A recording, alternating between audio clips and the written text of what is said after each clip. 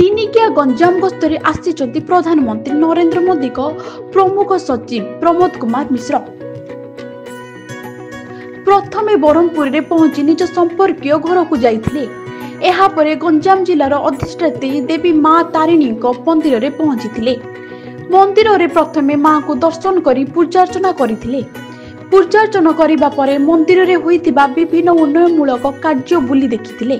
भारत प्रधानमंत्री श्रीयुक्त Narendra Modi personal secretary आसी से बहुत दर्शन कर माँ तारातारिणी मंदिर जो डेभलप कार्य त्वरान्वित चली विभिन्न प्रकार छोट मंदिर विशाल मंदिर एवं गंजाम जिलार अधिष्ठात्री देवी माँ तारातारिणी पीठ में विशाल अपूर्व दृश्य देखी शुकुल्ला नदीर सौंदर्य एवं विभिन्न प्रकार उन्नयनमूलक कार्य देखी बहुत संतुष्ट लाभ करते माँ पीठ से निश्चित भाव में समग्र भारत वर्ष अखंडता कि भाव में जागृत ही रही समस्त मानव जाति कि भाव में मंगल हम से उद्देश्य पूजा करते समस्त भारत मंगल कामना कर मंदिर उन्नयन कार्य किभली चली भक्त माने केते सुरुखुरे मां को दर्शन करुछंती से नहीं मंदिर रे सेवायत मानक सह आलोचना करथिले।